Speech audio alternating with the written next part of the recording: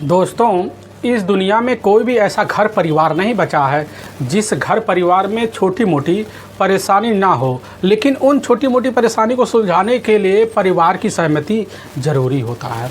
लेकिन कुछ है इंसान ऐसे होते हैं कि उन्हीं छोटी मोटी ज़रूरतों को सुलझाने के लिए ना किसी का राय मशवरा लेते हैं, बल्कि जल्दबाजी में गलत फैसला ले लेते हैं और जिसकी वजह से उनका हंसता खेलता परिवार तबाह हो जाता है। आज की घटना में सेम कुछ ऐसे होता है। दो महिला होती हैं, अपनी ज़िंदगी से इस तरह ऊब जाती हैं कि ज़िंदगी जीने के लिए एक ऐसा ख़तरनाक जाल बिछाती है जिस जाल में वह खुद फंस जाती है, लेकिन उसी की वजह से एक व्यक्ति हमेशा के लिए इस दुनिया को छोड़ के चला जाता है। लेकिन उसी के पीछे कई लोग जेल की सलाखों के पीछे भी पहुंच जाते हैं। आखिर क्या था इस घटना में, इस घटना में क्या हुआ, इस घटना की आप पूरी तह तक सच्चाई जानने के लिए इस वीडियो को आप लास्ट तक ज़रूर देखिएगा। नमस्कार दोस्तों, मैं प्रदीप कुमार आपको स्टडी बात चैनल पे मैं स्वागत करता हूं। दोस्तों आज की यह जो सच्ची घटना है, यह घटना है ठीक सुनाने से पहले मैं आपसे छोटा सा रिक्वेस्ट करना चाहता हूं, क्योंकि आप अगर इस चैनल पर नए आए हुए हैं और पहली बार आए हुए हैं तो एक बार जाकर आप अपने इन्हीं प्यारे हाथों से आप इस चैनल को सब्सक्राइब जरूर कर लीजिएगा और साथ में अपना नाम और अपना पता एक बार ज़रूर कमेंट में डाल दीजिएगा ताकि आपका नाम हम कल के वीडियो में ले सकें। दोस्तों आज की यह जो सच्ची घटना है, यह घटना ठीक राजस्थान प्रदेश और उसी का ही बाड़मेर एक ज़िला पड़ता है और ठीक उसी में ही पंचपदरा एक थाना पड़ता है। मैं बात कर रहा हूँ ठीक 8 नवंबर का ही। अब एकदम सुबह का टाइम होता है तो पंचपदरा के थाना पर भारी होते हैं। अब जय किशन सोनी अपने ऑफिस में बैठकर कुछ ज़रूरी काम को निपटा रहे होते हैं, तभी उन्हीं के पास एक अनजान व्यक्ति का फ़ोन आता है और उस फ़ोन के द्वारा उनको पता चलता कि ठीक है जो मंडापुरा है उसी का सजियाली एक फाटा के पास एक व्यक्ति की डेड बॉडी पूरी तरह से अचेत अवस्था में पड़ी हुई है। अब यह बात जैसे ही थाना प्रभारी अब इधर जाकर जय किशन सोनी सुनने के बाद इस मामले को काफ़ी गंभीर लेते हैं और अपने दल बल टीम को इकट्ठा करते हैं और उसी वक्त इसकी जो सूचना होता है अपने से बड़े अधिकारी और साथ में पड़ोसी टीमों को भी भिजवा देते हैं और उसी वक्त जिप्सी लेकर अब घटनास्थल के लिए निकल जाते हैं और चंद मिनट के अंदर जो होता है अब इधर मांडापुरा के ही सजियाली फाटा के पास जो सड़क किनारा होता है, झाड़ी होता है, वहीं नजर आकर पहुँच जाते। देखते सही झाड़ी में एक व्यक्ति की डेड बॉडी पूरी तरह से अचेत अवस्था में पड़ा होता है। डेड बॉडी के करीब जाते हैं, डेड बॉडी का निरीक्षण करते हैं। पता चलता है उस अनजान डेड बॉडी की उम्र जो होती है लगभग 24 से 25 साल के बीच होता है, लेकिन उसके गले में उसका लग रहा था खुद का अपना गमछा होता है। बगल में कुछ गीली मिट्टियाँ होती है, उस मिट्टी पर 2 पहिए वाहन का निशान दिख रहा है, बल्कि कई व्यक्तियों के पैर के निशान भी दिख रहा होता है। पुलिस की टीम समझ जाती है कि आखिर लग रहा है इस व्यक्ति के साथ बड़ी बेरहमी से हत्यारे पेश आए होंगे। पुलिस की जो टीम होती है अब घटनास्थल जब तौर तरीके से निरीक्षण करने लग जाते हैं तो पुलिस की टीम की जो नज़र होती है जाकर सामने थोड़ी दूर पे जाती है तो वहाँ देखती है वहाँ काफ़ी सारे खराब के पड़े हुए कुछ शराब के बोतलें होते हैं और साथ में गिलास भी खाली पड़े होते हैं। पुलिस टीम समझ जाती है कि बस करो, हत्यारे ने पहले जानबूझकर शराब पिलाई फिर बेरहम तरीके से इस व्यक्ति की हत्या की। और वहाँ जितने भी खड़े लोग होते हैं, खड़े लोगों से पुलिस की टीम पूछताछ शुरू कर देती है कि आखिर क्या इस व्यक्ति को कोई जानता है या किसी का हितकारी है या गांव में कभी देखा हुआ है। तो वहाँ जितने भी लोग होते हैं मौके पर वहाँ खड़े थाना प्रभारी अब जय किशन सोनी को अब मना कर देते कि साहब हम इस व्यक्ति को ना पहचानते, ना जानते, ना कभी यहाँ आते हुए देखे हुए हैं। थाना प्रभारी बड़े संकोच में पड़ जाते हैं कि आखिर इस व्यक्ति को ना कोई जानता, ना कोई पहचानता, ना कोई पहली नज़र में देखा है, तो आखिर यह व्यक्ति इस गांव की तरफ कैसे आ गया। पुलिस के सामने काफ़ी सारे सवाल आ जाते हैं और उसी वक्त वहां काफ़ी बड़े 2 अधिकारी भी पहुंच जाते हैं। अब पहुंचने के बाद जो होता वहाँ भी अपने हिसाब से जांच पड़ताल करते हैं। करने के बाद उसी वक्त से फ़ोटो लेते हैं और लेने के बाद अपने ज़िले में जितने भी नज़दीकी थाने होते हैं, जितने भी अस्पताल होते हैं और जितने भी मौके पर नज़दीकी गांव होते हैं, सभी में उसी वक्त उस अनजान डेड बॉडी का फ़ोटो को सर्कुलेट कर दिया जाता है ताकि जल्द से जल्द शिनाख्त के बाद इस केस को अब सुलझाया जाए। पुलिस की टीम जो होती है उसी वक्त वही पंचनामा भरती है और पंचनामा भरने के उठाकर उसी वक्त बालतोरा के सरकारी अस्पताल में अब पोस्टमार्टम के लिए भेजवा देती है। और पुलिस की जो टीम होती है इधर इस केस को सुलझाने के लिए लग जाती है। लेकिन जैसे ही अब दूसरे दिन का वक्त होता है तो उसी वक्त सोशल मीडिया के द्वारा वहाँ के जो थाना प्रभारी होते हैं अब इधर जय किशन सोनी को खबर मिल जाता है कि आखिर अनजान डेड बॉडी की पहचान तो हो चुकी है। पता चलता है उस व्यक्ति का नाम अब गोगा राम होता है, जो ठीक है कोटला एक थाना पड़ता है, उसी का ही धोरी मन्ना गांव पड़ता है। उसी गांव के रहने वाले गुमाना राम का ही अपना बेटा गोगा राम है। अब पुलिस के सामने जैसे ही शिनाख्त होने के बाद पुलिस की जो टीम होती है इस केस को सुलझाने के लिए समझ जाती है कि आखिर हमें आगे करना क्या है। उसी वक्त इसकी जो सूचना होता है अब गोमना राम को भेजवा देते हैं। अब गोमना राम जैसे खबर पाते उसी वक्त अपने परिवार को लेते हैं और लेने के बाद जो होता है ठीक है बालतोरा के उसी सरकारी अस्पताल में पहुँचते हैं। और पुलिस की जो टीम होती है उस अज्ञात डेड बॉडी को गुमना राम के सामने लाती और जैसे गुमना राम डेड बॉडी को देखने के बाद वहीं दहाड़े मार कर चीख चिल्ला पड़ते हैं, लग जाते कि साहब या तो हमारा अपना बेटा गोमा राम है। पुलिस की जो टीम होती है वहाँ जब शिनाख्त करवा लेती है पुलिस की टीम को पूरी तरह से यकीन हो जाता है कि बस करो गोमना राम यही है। पुलिस की टीम उसी वक्त अब इधर गुमाना राम से कुछ पूछताछ करती है कि आखिर आपके बेटे का किसी से दुश्मनी था या किसी से पैसे का लेन देन था या किसी पर आपको शंका हो सकता है। अब गुमाना राम जो होते हैं बात जब सुनते कहने लग जाते हैं कि साहब हमें नहीं पता कि साहब हमारे बेटे का किसी का दुश्मनी था या पैसे के लेन देन था, हमें इसके बारे में साहब अब कुछ नहीं पता। अब पुलिस की जो टीम होती है इधर पूछताछ करने के बाद डेड बॉडी का पोस्टमार्टम करवाने के बाद जो होता है अब इधर जाकर गोमा राम के परिवार वालों को गोमा राम के बॉडी को सुपुर्द कर दिया जाता, ले जाते हैं तो तरीके से दाह संस्कार करते हैं। और पुलिस की जो टीम होती है अब गुमना राम के ही तहरीर पर अज्ञात हत्यारे के विरुद्ध अब धारा 302 के तहत मुकदमा दर्ज कर लेती है और इस केस को सुलझाने के लिए दो टीम को गठित करती है। और दोनों टीमें जो होती हैं सबसे पहले अब जाकर गुमाना राम के जो अपने नज़दीकी थाना होता है वहाँ के थाना इंस्पेक्टर से संपर्क करते हैं और साथ में मुखबिरों का सहारा लेते हैं अब यह जानने के लिए कि आखिर जो होता है अब गोमा राम का किसी से क्या दुश्मनी था। ये सब जानकारी लेने के लिए पुलिस की टीम जो होती है अपने हिसाब से जांच पड़ताल करने के लिए मुखबिरों को भी अलर्ट मार देती है और मुखबिर जाते हैं काफ़ी मेहनत करते हैं। उनकी जो मेहनत होती है बड़ी जल्दी रंग लाती है। तो पता चलता है गोमा राम की अपनी एक पत्नी है जो बड़ी ही खूबसूरत है, अब बीरो, जिसका अपना मायका होता है ठीक लुक। लेकिन इधर बीरो का जो होता अपने पति से तौर तरीके से बनता नहीं था। लेकिन पुलिस के सामने एक चौंकाने वाली रहस्य जब निकल के आ जाती पुलिस की टीम समझ जाती कि आखिर मामला क्या है और मुखबिरों द्वारा ही पता चलता है कि आखिर जो होता है इधर गोमा राम का एक अपना करीबी दोस्त है अब गंगा राम, जो ठीक है जोधपुर के एक जाने माने फैक्ट्री में उसी के साथ काम भी क्या करता था, जिसकी वजह से उसकी दोस्ती काफ़ी गहरी हो चुकी होती है। अब गोमा राम के घर जो होता है गंगा राम का काफ़ी आना जाना होता है। गंगा राम वही होता है जो ठीक है एक लुदाड़ा गिड़ा थाना में ही दुर्गाड़ियों का ताला उसी गांव का रहने वाला होता है गंगा राम।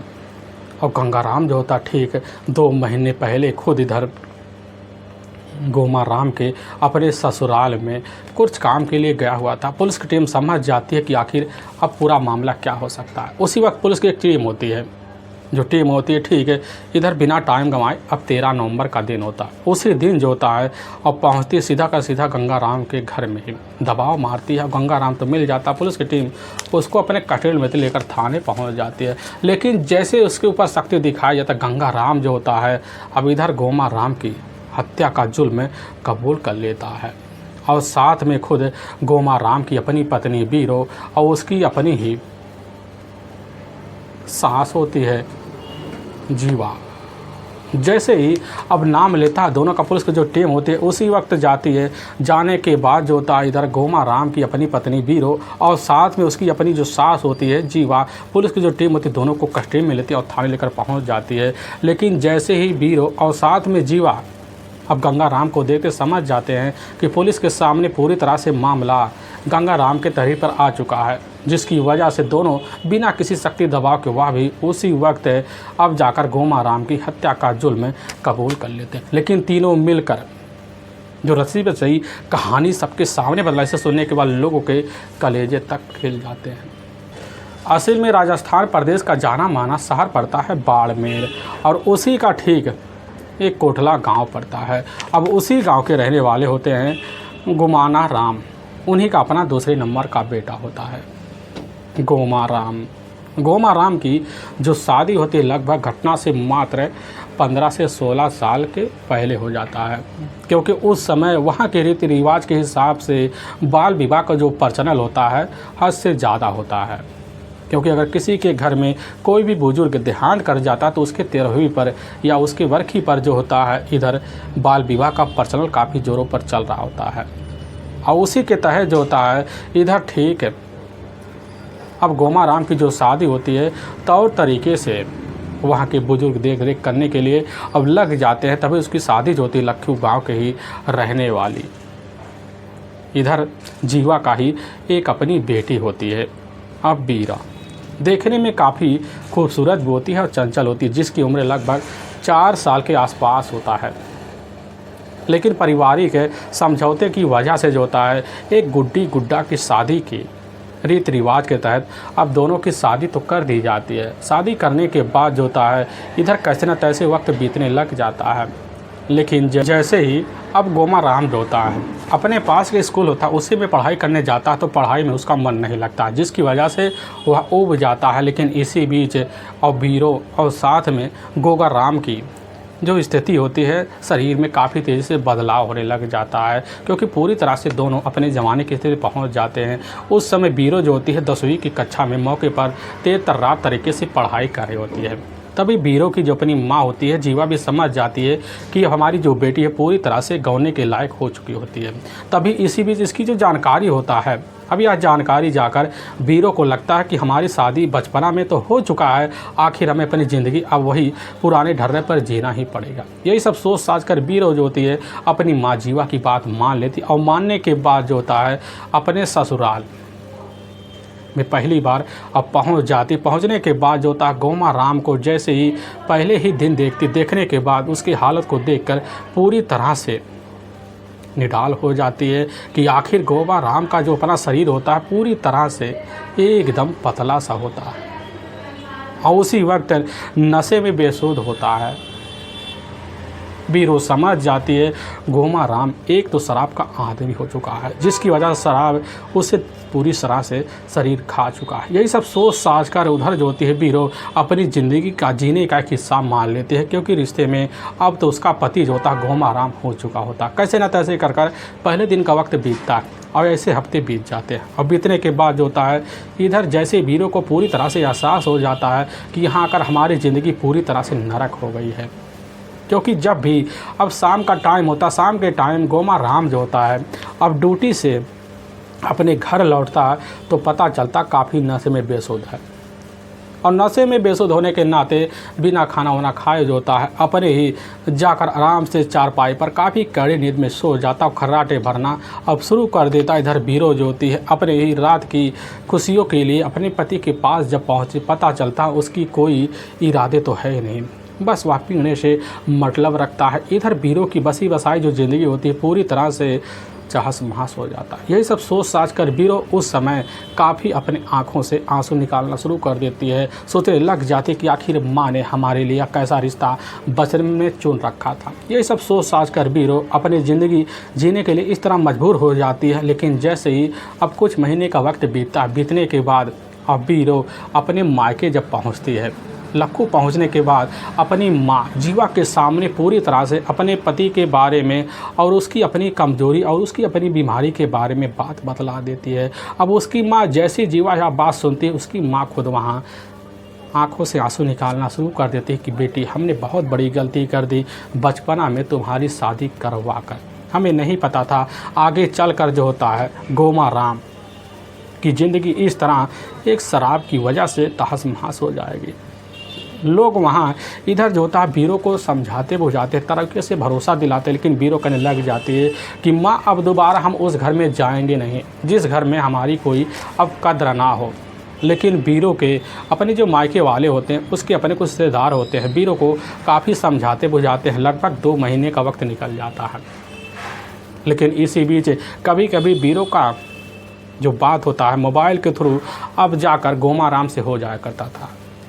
इधर बीरो को भी थोड़ी बहुत अच्छा लगने लग जाता कि अब बहुत दिन बाद हो गया है, तो हो सकता है गोमाराम की नीयत में कुछ सुधार आ चुका हो, जिसकी वजह से जैसे ही गर्मियों में छुट्टी होती है उसी वक्त जो होता है अब बीरो दोबारा अपने ससुराल पहुंचती है। और पहुंचने के बाद देखती कि वही दोबारा वही हसर जो होता है नशे में धुत वाला, वह तो पूरी तरह से बना बनाया पड़ा हुआ है, कोई भी सुधार नहीं हुआ है। और इस तरह का हालत को देखकर बीरो जो होती है पछताने के सिवा उसके कुछ रह ही नहीं जाता। यही सब सोच साझ कर बीरो अपने सारे सपनों को वहाँ मिट्टी में मिला बैठती है कि आखिर गोमाराम की वजह से आगे पड़ी हमारी खूबसूरत तरीके से ज़िंदगी धरी भराई रह गई। क्योंकि इधर बीरो का अपना सपना होता है, क्योंकि स्कूल में जब पढ़ाई कर रही होती है उसी वक्त काफ़ी सहेलियों के सामने अपनी शादी की जिक्र करती थी, यही सपने सजा कर उनको बतलाती थी कि हमारा भी अपना पति होगा, तौर तरीके से हमारे साथ व्यवहार करेगा, तौर तरीके से अपनी ज़िंदगी बिताएंगे। यही सब जब सपने होते वहाँ धरे धरे रह जाते हैं तो इधर बीरो की ज़िंदगी में आगे का जो हिस्सा होता है वही पड़ा रह जाता है। बीरो आखिर बड़ी मुसीबत में पड़ जाती है, लेकिन कैसे न तैसे कर कर बीरो जो होती है अपने ससुराल में अब 1.5 साल का वक्त तो निकाल लेती है। और जब वक्त निकाल लेती है और जब इधर बीरो को अपने मायके अब लुक्खों में आना होता है तो अपनी माँ के सामने दो धड़ा कर पूरी वही अपने पति के कमजोरी और बीमारी और साथ में वही नशेड़ी की बात बतलाती। लेकिन हर बार उसकी जो अपनी माँ होती है तरह तरह के भरोसा दिलाकर कैसे न तैसे कर कर अपने ससुराल में उसको भेज दिया करते थे। लेकिन इधर जो होता है गोमाराम मौके पर जोधपुर के ही शहर में एक फैक्ट्री होता, उसी फैक्ट्री में अब काम किया करता था। और जब काम करता था उसी का ही एक अपना करीबी दोस्त होता है अब चंदूराम, और चंदूराम का ही एक अपना भाई होता है अब गंगाराम। लेकिन चंदूराम और गंगाराम जो होते हैं दोनों एकदम सीधे स्वभाव के और सरल स्वभाव के व्यक्ति होते हैं, क्योंकि उन्हें किसी चीज़ का नशा ना था, ना वह शराब को देखते थे ना उसको हाथ लगाते थे। लेकिन ना जाने कैसे चंदूराम और गंगाराम की दोस्ती जो होता है अब इधर जाकर गोमाराम के साथ हो जाता है। होने की वजह से तीनों के व्यवहार जो होते हैं बड़े स्वाभाविक तरीके से बने हुए होते हैं।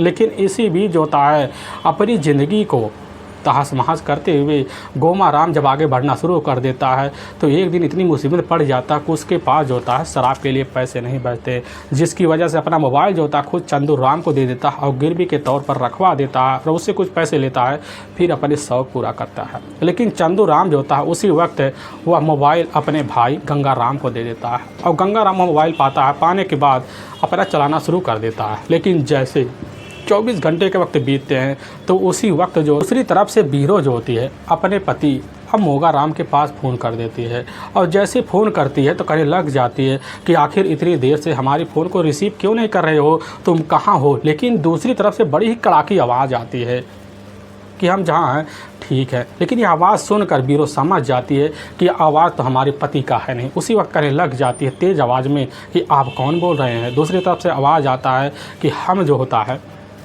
गोमाराम का ही अपना करीबी दोस्त बोल रहे हैं अब गंगाराम। लेकिन दूसरी तरफ यह बात सुनती है, सुनने के बाद जो होती है पूरी तरह से अब बीरो नॉर्मल हो जाती है, कहने लग जाती है कि हमारे पति को तो शराब से फुर्सत मिलेगा ही नहीं, आखिर वह बात हमसे कहाँ करेंगे। तरह तरह के शिकायत जो होती है बीरो अपने बारे में पूरी ज़िंदगी की एक एक बात है थोड़ी देर में इधर गंगाराम को बतला देती है। और गंगाराम जब सुनता है समझ जाता है पति का मारा इधर बीरो अपनी ज़िंदगी जी रही है। लेकिन बीरो की जो बात होता है गंगाराम जब सुनता, सुनने के बाद गंगाराम कहने लग जाता है कि तुम्हारी बात जो होता है अब हम उसे करवा देंगे। लेकिन यह बात जब सुनती है, सुनने के बाद बीरो कह देती है कि हम बात तो कर लेंगे, लेकिन तुम्हारी बात में लग रहा है हमें पूरी तरह से सहारा मिलने वाला है। यह बात जैसे गंगाराम सुनता, सुनने के बाद जो होता है दूसरी तरफ मीठी मीठी बात सुनकर बीरो का दीवाना हो जाता है। इतना दीवाना हो जाता है कि अब हर दिन जो होता है खुद इधर बीरो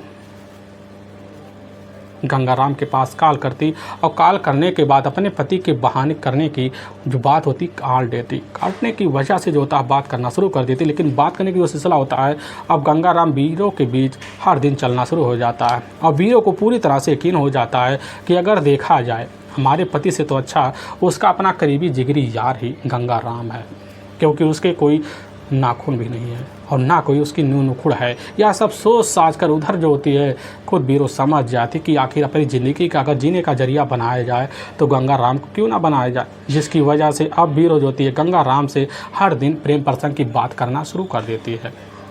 इधर गंगाराम भी अब बीरो से रोज़ रोज़ प्रेम प्रसंग की बात करना शुरू कर दी, जिसकी वजह से दोनों एक दूसरे की जान पहचान कर लेते हैं।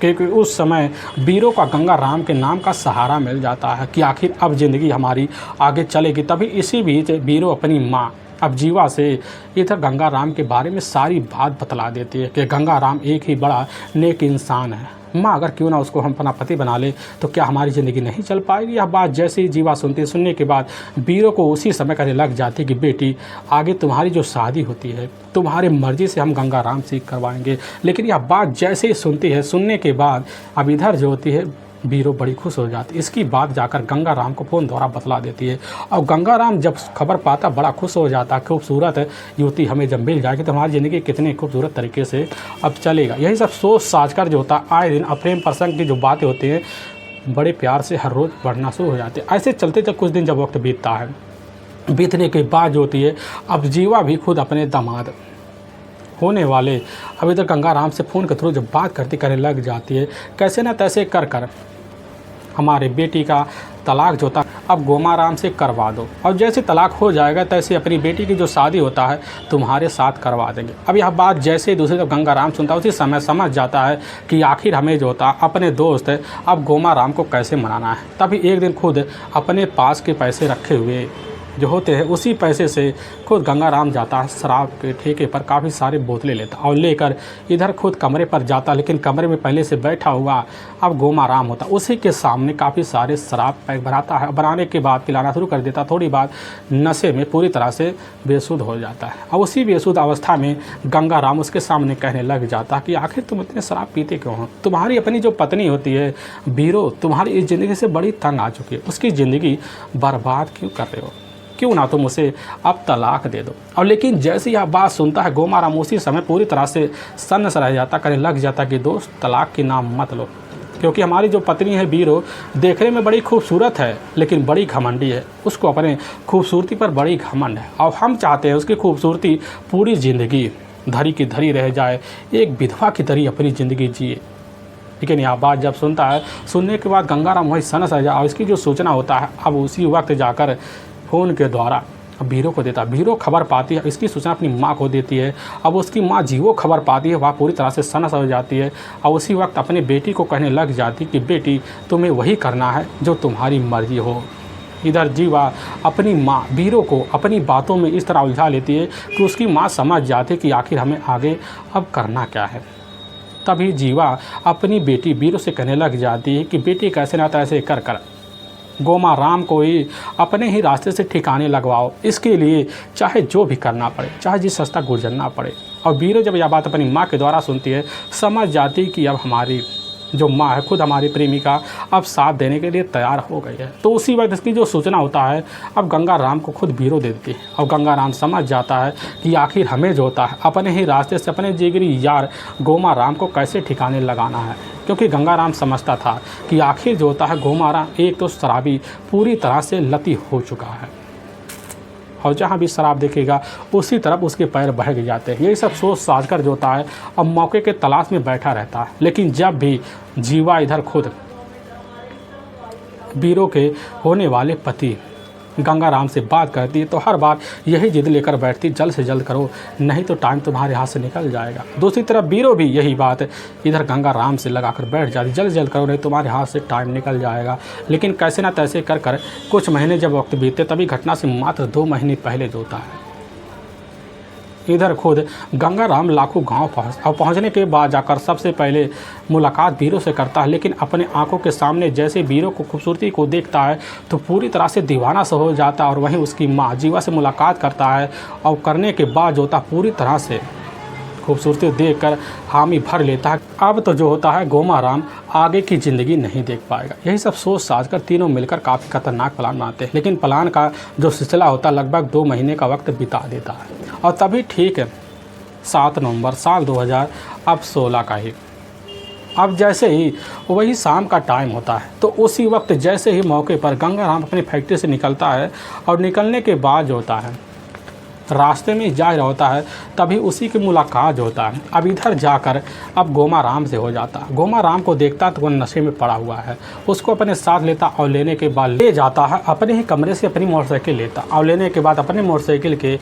पीछे ही जो होता है इधर जाकर मौका राम को बैठा लेता है। मोटरसाइकिल चलाते चलाते अब बालतोरा पहुंच जाता, वहीं एक ठेका होता, उसी ठेके पर जाकर इधर खुद गंगाराम काफ़ी सारे शराब की बोतल लेता और लेने के बाद साइड में जाता एक झाड़ी देखता है, उसी झाड़ी में बैठकर दोनों मिलकर पैक लगाना जब शुरू कर देते हैं तो इधर गंगाराम जो होता है अपने हिस्से का जो पैक होता है अब मौका राम को ही पिला देता, जिसकी वजह से थोड़ी देर बाद नशे में बेसुध हो जाता है। लेकिन जैसे ही खड़ा होता है गंगाराम उस स्थिति को देखता और समझ जाता है कि अभी जिस तरह नशा चढ़ना चाहिए अब मौका राम को उस तरह की नशा हावी नहीं हो रहा। यही सब सोच साच कर उसी वक्त अपने प्लान को आगे बढ़ा देता। बढ़ाने के बाद दोबारा बाइक पर बैठाता और बाइक पर बैठाने के बाद जो होता है बाइक चलाते चलाते अब माडू गांव की तरफ बढ़ जाता है। और जब बढ़ता वहीं पास जो होता है एक ढाबा होता, उसी ढाबे पर पहले दोनों बैठकर नाश्ता पानी करते हैं। करने के बाद फिर निकल जाते हैं, थोड़ी दूर जाते हैं तो वहाँ फिर शराब की ठेका मिलता है। दोबारा जाकर गंगाराम शराब की काफ़ी सारे बोतल लेता है।